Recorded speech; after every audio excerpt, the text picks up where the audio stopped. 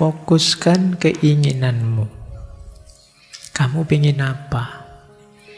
Di antara kelemahan kita hari ini, itu pikiran kita tidak karu-karuan bercabang-cabang. Ini yang membuat kadang-kadang kita kebingungan sendiri.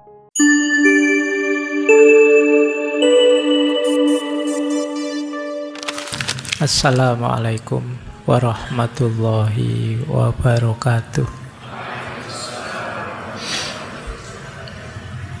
Bismillahirrahmanirrahim.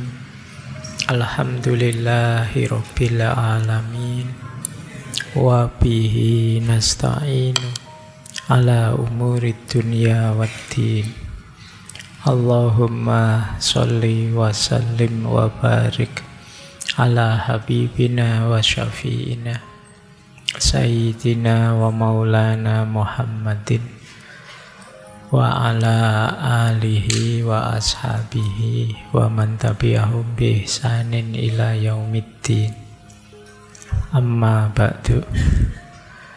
Bismillah, mari kita lanjutkan belajar kita, ngaji filsafat kita. Kita lihat ya, apa sih puasa pikiran itu? Kata Konfusius, satukan keinginanmu, jangan dengarkan dengan telingamu, dengarkan dengan pikiranmu. Tidak, jangan dengarkan dengan pikiranmu, tapi dengarkan dengan jimu. Mendengarkan berhenti dengan telinga, pikiran berhenti dengan pengenalan, tapi ki kosong dan menunggu semua hal. Dao berkumpul dalam kekosongan, kekosongan adalah puasa pikiran. Jadi ini pelajarannya agak dalam. Yang pertama, fokuskan keinginanmu. Kamu ingin apa? Di antara kelemahan kita hari ini, itu pikiran kita tidak karu-karuan bercabang-cabang. Ini yang membuat kadang-kadang kita kebingungan sendiri, apalagi hari ini ada banyak banjir informasi masuk ke kepala kita. Jadi fokus ya ke satu titik, keinginanmu itu apa. Setelah itu pahami. Cuma jangan sekedar mendengarkan dengan telinga. Itu berarti memahami di level materi apa saja yang masuk. Kalau pakai telinga itu kan ya suara saja yang masuk. Recorder pun bisa mendengarkan kemudian dia merekam. Kalau bisa ya ke level pikiran. Tidak sekedar mendengarkan terus kita terpengaruh. Kalau bisa ya difikirkan, dipahami. Tapi pikiran pun masih kurang dalam. Kalau bisa ya dengan kimu. Ki itu daya vital hidup. Jadi kadang orang menerjemahkannya jiwa atau spirit. Pahami dengan jiwamu, tapi jiwa yang kosong, yang kamu buka. Nanti ada penjelasan detailnya. Jadi biarkan apa saja masuk secara alami, kemudian kamu ikuti ritmenya. Ini nanti sebenarnya maunya Konfusius apa? Kamu masuklah ke sana, mengalirlah bersama mereka, sebarkan vibrasi kebaikanmu. Di situ mereka pelan-pelan akan bisa berubah. Jadi mengikuti aliran hidup secara alami tadi. Jangan memaksakan kehendak, memaksakan keinginan, nabrak yang selama ini berjalan secara frontal, karena akan melahirkan kekacauan-kekacauan yang baru. Jadilah orang yang terbuka, mengikuti yang sedang terjadi, meskipun kemudian kita melakukan yang kita yakini baik, yang kita yakini benar, yang itu mungkin bisa berpengaruh ke sekeliling kita. Jadi ini konteks yang disebut puasa pikiran. Biasanya kita itu memaksakan hidup ini dengan ideal-ideal, teori-teori, konsep-konsep yang ada di kepala kita. Kemudian siapapun yang punya konsep yang berbeda dengan kita tabrai semua satu-satu. Dan itu kemudian muncul aneka ragam masalah. Ayo mulai kita latihan puasa pikiran ini. Jadi tadi kan Yan Hui itu digelisahkan oleh, wah ini ada problem ini, saya harus menyelesaikannya, saya harus hendak. Ada banyak problem, tapi kalau kita terdistraksi oleh banyak masalah, malah tidak fokus, kata dia. Maka fokuskan keinginanmu, buka dirimu lebar-lebar, ikuti aliran hidup. Jadi kosongkan pikiranmu, apa saja bisa masuk, kamu ikuti, dan pada akhirnya engkau akan mempengaruhi. Makanya puasa pikiran itu, kalau nanti kita detailkan ya, cirinya ada 5. Ini semoga besok kita 1 bulan bisa mulai latihan-latihan ini ya. Puasa pikiran itu apa? Yang pertama, melepaskan ego dan keinginan. Jadi jangan terlalu terikat dengan pendapat pribadi, ambisi, atau keinginan-keinginan kita. Pertama-tama tetap kita harus belajar latihan mengikuti situasi yang ada. Ini latihan melepas ego ini kelihatannya simpel, tapi rasanya ya perlu latihan panjang. Kepala kita ini sudah terbentuk, terpola macam-macam sesuai latar belakang kita. Mengubahnya sulit. Kemarin kita ada sesi mindset. Kalau sudah jadi mindset kita itu jadi cara pandang kita, dan kita nganggap ya itulah kebenaran. Ada orang nganggap dunia ini rusak, dunia ini hancur. Pada akhirnya ya seperti itu cara dia hidup. Seperti orang yang ketakutan karena sebentar lagi ada kehancuran. Tapi orang yang menganggap dunia ini anugerah, selama belum kiamat itu kesempatan kita berbuat baik, itu cara dia hidup pasti kebalikan dari yang tadi nganggap dunia ini kutukan.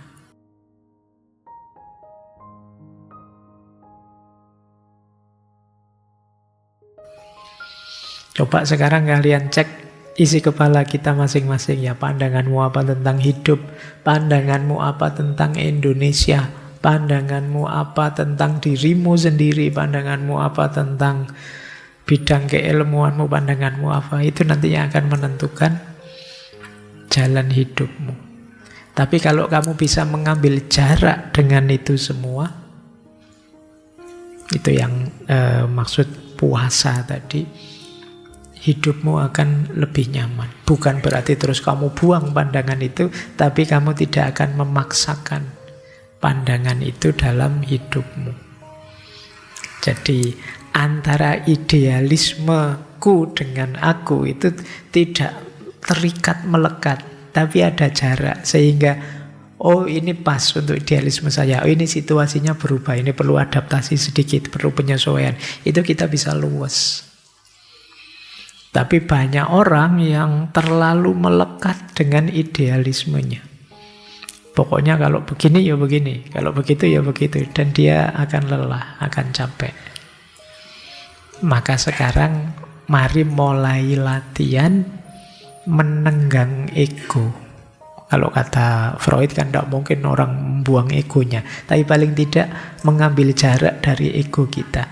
Ini aku, ini pikiranku, ini pendapatku, ini teori yang saya yakini, ini idealismeku. Sehingga kapan-kapan ada orang ngeritik kita, ada situasi yang tidak cocok, itu yo kita mudah mengadaptasinya. Tapi kalau kita terlalu melekat dengan idealisme kita, ini yang membuat kita sering drop, sering kaget, sering depresi. Karena situasinya tidak terbayangkan. Jadi ayo mulai kita mengamati diri kita. Idealisme apa sih yang saya miliki selama ini? Bagaimana cara saya memandang hidup hari ini? Serba tugas, kewajiban, apa tuntutan ini, tuntutan itu, atau serba santai, mencari senang, mencari kenikmatan, atau apa? Ini nanti menentukan bahagia atau tidaknya kita. Ini ciri pertama. Jadi puasa pikiran itu kemampuan kita menenggang, melepaskan ego dan keinginan. Yang kedua, mampu membiarkan apapun datang dan pergi. Jadi kalau sesuatu terjadi dan datang, ya mungkin memang waktunya terjadi dan datang. Kalau memang harus diperbaiki, yuk ayo diperbaiki tanpa harus memaksakan, tanpa harus menolak, menyangkal. Kita jalani sambil mengalir. Pak, saya gagal, Pak. Yo bangkit lagi. Kan gitu saja. Pak, saya lapar, Pak. Yo makan. Saya lelah sekali hidup, Pak. Yo istirahat. Kan sesimpel itu, mengalir itu. Tapi kita kadang-kadang tidak bisa begitu. Kenapa? Idealisme kita. Cita-cita kita, keinginan kita memaksakan agar hidup itu berjalan sesuai corak yang kita bayangkan. Terus kita kelelahan, terus kita stres. Nah, kalau tuntunannya sanksi ini kita kita biar saja ada peristiwa datang dan pergi, kita tanggapi semampu kita, kemudian hasilnya apa, ya sudah kita terima. Wajar saja kok hidup itu, apapun yang terjadi, tidak ada yang tidak wajar. Semuanya wajar saja terjadi. Nah ini rumus kedua. Jadi biarkan segala sesuatu mengalir secara alami. Jangan ditentang, jangan dipaksakan mengontrol sesuai keinginan kita. Yang ketiga, ini yang tadi maksudnya kosong tadi ya. Mari kita kosongkan pikiran dari prasangka, dari konsep-konsep, dari teori-teori yang kadang-kadang ini menyetir cara pandang kita terhadap hidup. Sehingga kita tidak bisa memahaminya apa adanya. Tentang apa saja. Kadang-kadang tentang warna saja kan pikiran kita sudah terkotak-kotak, terkonsep-konsep. Kalau warna merah artinya apa? Ya kan, ada yang terbayang bendera merah putih. Merah berani, Pak. Ada yang terbayang lampu lalu lintas. Merah berhenti, Pak. Ada yang terbayang partai. Merah itu apa, Pak? Merah ya merah, kan gitu aja. Tapi mindsetmu, konsep yang ada di kepalamu. Hitam itu, Pak, berduka, Pak. Nah, jadi saya pakai baju hitam ini, wah Pak Faiz sedang berduka itu. Hitam ya hitam saja sih. Tapi ada konsep kamu berduka. Mungkin ada konsep hitam itu kegelapan, putih itu cahaya, pencerahan dan lain sebagainya. Ini konsep-konsep. Mbok yo hitam gitu aja. Kita tidak bisa berhenti di situ. Kita selalu menempelkan makna-makna sesuai konsep dan idealisme yang kita yakini. Ini yang membuat kadang-kadang hidup ini jadi lebih berat. Baik, terus ya. Jadi ini mari kita mengosongkan diri prasangka. Apalagi yang jenis prasangka, prejudice ini. Wah, ini kita sudah Mungkin sekedar model rambut, pakai kopiah, pakai sarung, itu yo kita sudah punya konsep sendiri. Oh, kalau pakai sarung itu berarti santri. Oh, kalau pakai tato itu berarti apa? Oh, kalau pakai ini konsep-konsep yang melahirkan prasangka-prasangka. Saya kemarin ada orang ngobrol, Pak, itu loh Pak, jilbabnya kan besar.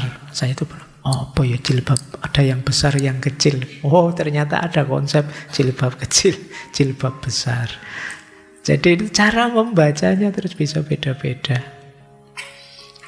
Jangankan itu ya, sekedar jenggot saja, kamu kan sudah punya makna sendiri. Wow, ini jenggotnya panjang ini. Mungkin ya entah maknamu apa ya, tapi jangan lupa Karl Marx juga jenggotnya panjang. Oke. Ini maknanya apa itu? Karena yo konsep yang ada di kepalamu yang membunyikannya. Jadi ayo latihan puasa ini ya, mengosongkan diri dari prasangka. Kalau ada apa-apa, oh ya itu sudah. Ada teman punya jenggot, ya dia punya jenggot, kan gitu saja. Tidak harus kemudian maknamu ikut masuk. Karena makna dari kita mungkin beda dari makna dari yang lain. Kita terima semuanya sesuai apa adanya. Jadi kalau ada teman kok kedip-kedip itu, ya teman saya kedip-kedip itu aja. Itu ngode apa. Kadang-kadang kan prasangka kita bunyi duluan.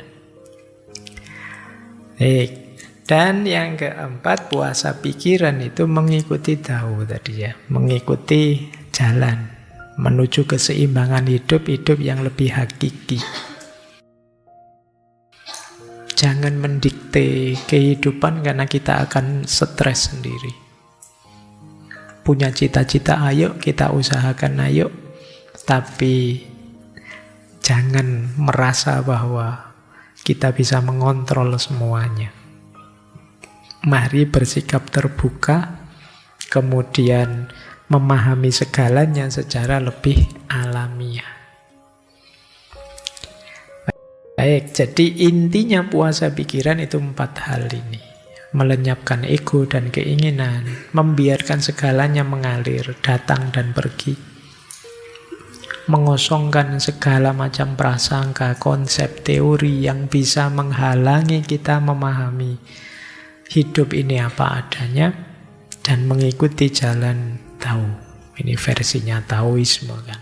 Jangan memaksakan atau mendikte kehidupan. Mari kita terbuka menerima segala yang alami dalam hidup ini. Nanti setelah ini uraiannya lebih detail ke beberapa yang berhubungan dengan puasa pikiran. Yuk, baik, ambil nafas sebentar. Kelihatannya berat materinya, sambil minum juga boleh. Ya siapa tahu nanti bulan Ramadan kalian bisa mulai latihan. Karena di antara riyadhah yang agak berat itu memang ketika kita harus melawan diri kita sendiri. Ini sudah di banyak kitab disebutkan, bahkan di hadisnya Nabi itu perang melawan diri kita ini lebih dahsyat daripada perang Badar. Perspektif kita, konsep-konsep kita, prasangka-prasangka, teori-teori di kepala kita itu sering jadi dasar kita untuk memahami hidup. Itu pun secara kaku, tidak luas. Makanya diajarkan wuwe tadi, mengalir, mengosongkan diri dan mengalir mengikuti ritmenya alam.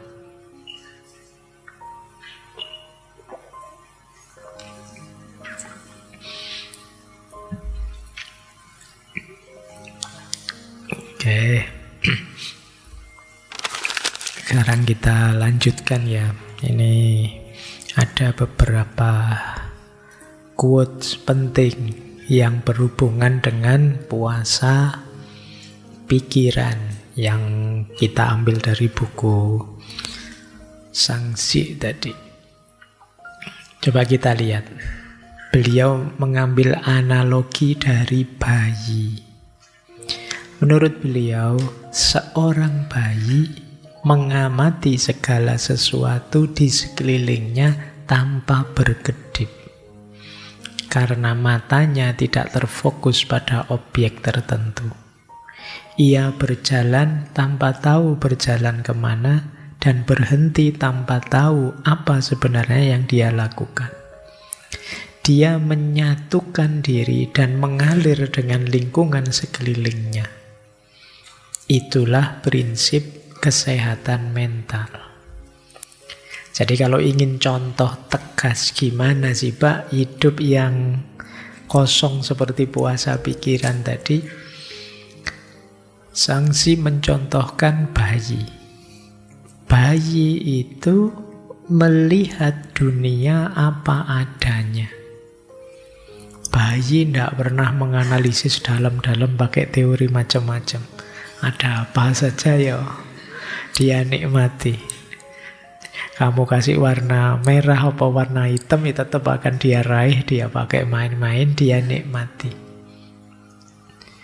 Dan bayi kan lebih spontan, lebih alami. Kalau tidak nyaman dia akan nangis, kalau senang dia akan ketawa. Tidak pernah pura-pura ketawa, tidak pernah acting nangis, apa adanya keluar spontan dari dirinya. Kalau kalian hari ini kan masih banyak pencitraan, masih banyak pura-pura, isinya apa, keluarnya apa, itu yang terus ketika hasilnya tidak sesuai yang diharapkan terus kalian kecewa. Kalau bayi tidak mikir ke sana. Karena tidak ada konsep-konsep di kepalanya, kalian disibukkan oleh aneka konsep.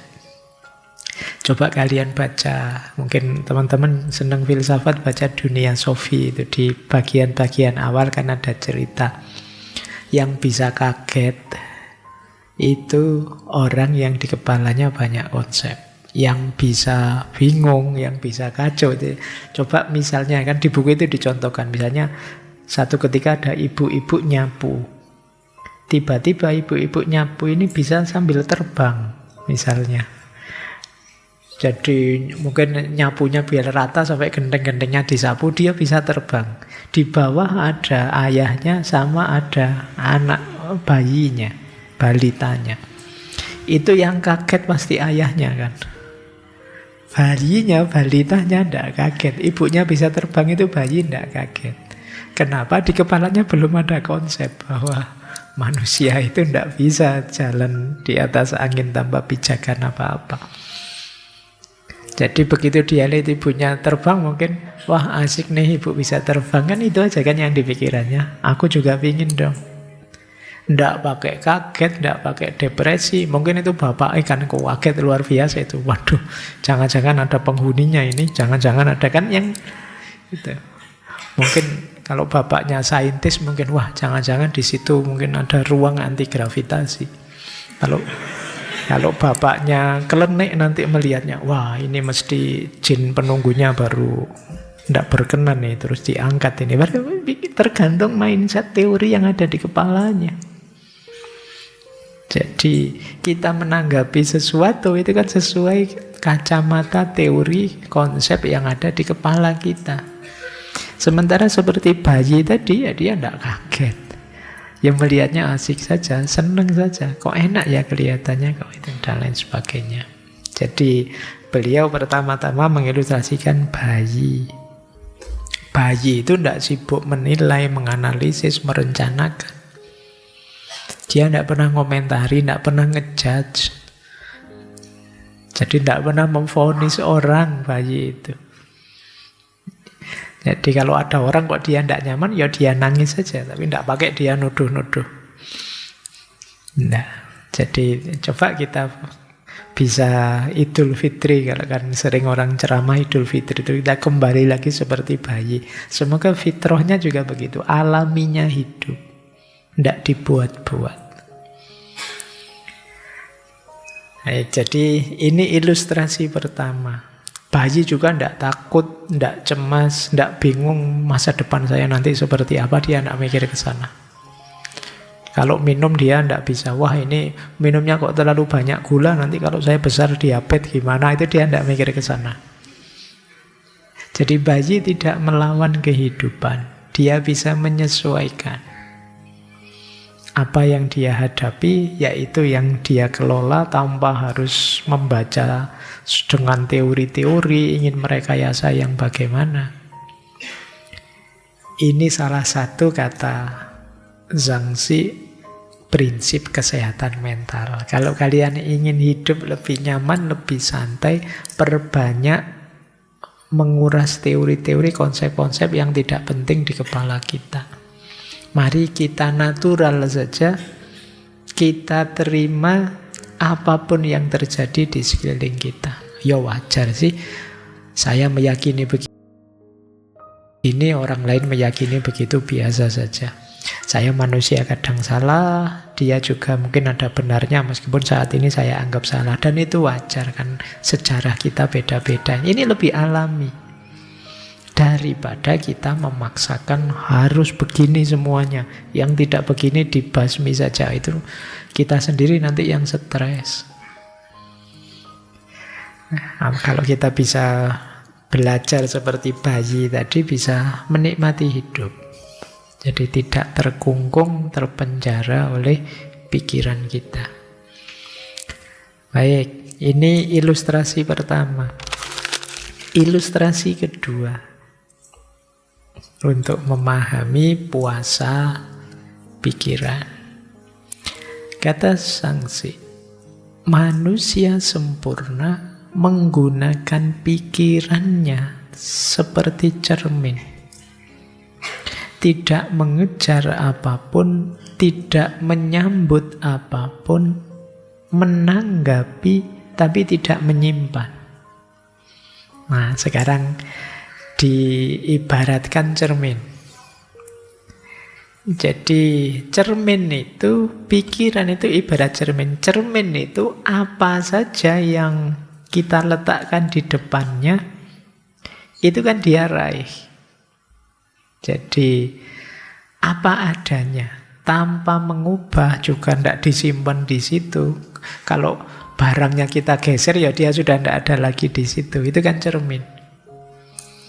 Jadi kalau kita bisa memposisikan pikiran kita, pikiran itu berarti termasuk hati kita, seperti cermin, itulah nanti yang disebut puasa pikiran. Jadi cermin itu kalian letakkan gambar apa saja, benda apa saja di depannya, ya masuk sih. Ya wong waras, wong sadar. Pikiran juga begitu. Ada apa saja, peristiwa apa saja, ya masuk. Kita yang ngerti, ada berita ya kita pahami, apa saja masuk. Tapi tidak disimpan di situ. Bayangkan kalau ada gambar lemari, terus lemarinya ada dalam cermin.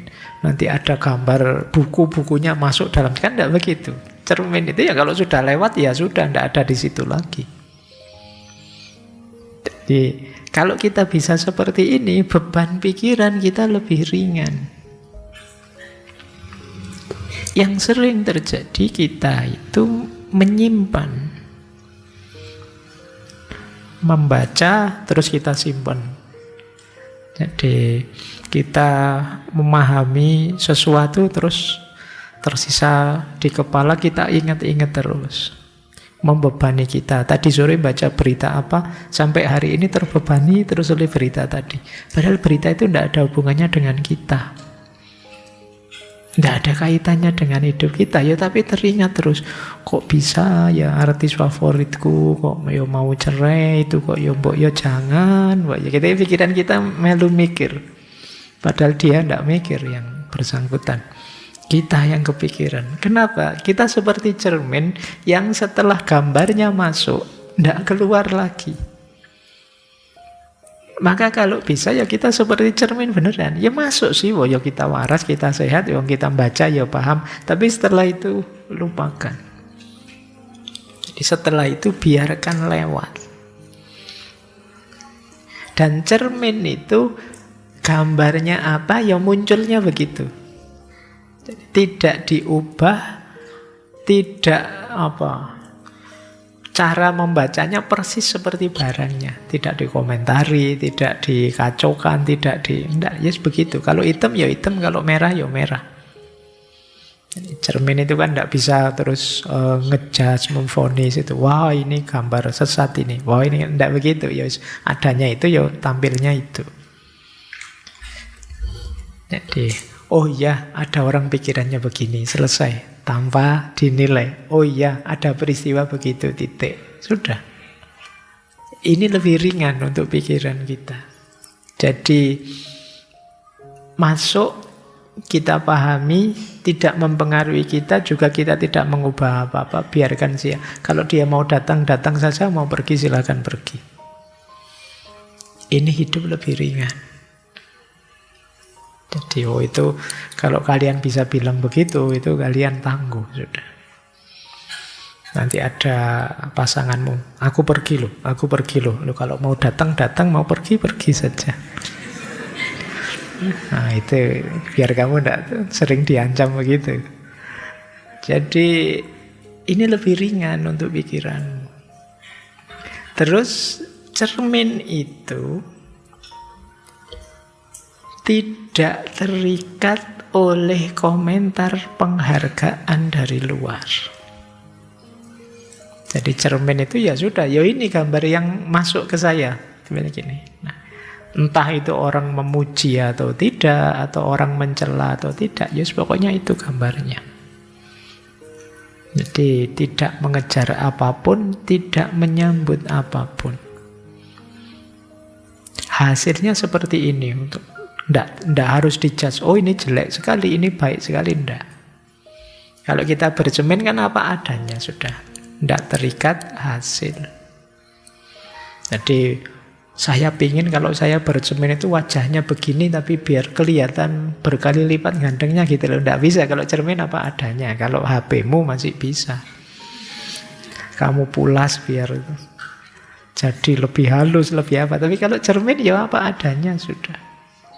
Dan dia juga tidak minta di like, tidak minta dipuji, tidak minta dikomentari yang positif apa negatif. Tidak, dia sudah, ya ini sudah yang saya tangkap. Ini yang saya lihat, ini yang saya pahami. Jadi tanpa kemudian disimpan kalau memang tidak perlu disimpan. Cermin itu menanggapi tapi tidak menyimpan.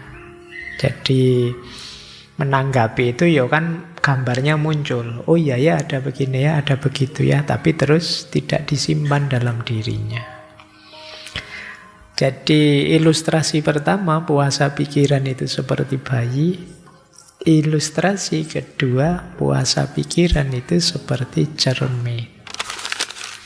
Kalau kita bisa melakukan ini, pada akhirnya kata Sangsi, bagi pikiran yang tenang, seluruh alam semesta pasrah. Jadi kata beliau, ayo kita punya pikiran yang tenang, yang tidak sibuk terus-menerus. Cirinya apa? Yaitu ada beberapa narasi sebenarnya, syarahnya quotes ini. Pikiran tenang itu pikiran yang bebas dari kerisauan dan kecemasan. Ciri pertama. Ciri kedua, pikiran tenang itu pikiran yang tidak terikat. Diingat-ingat ya, tidak terikat. Bukan berarti tidak punya. Punya sih, tapi tidak terikat. Tidak terikat itu fleksibel saja. Tidak terikat pada keinginan, penilaian, atau pikiran yang berlebihan. Ya tetap berpikir, ya tetap menilai, ya tetap punya keinginan, tapi tidak terikat.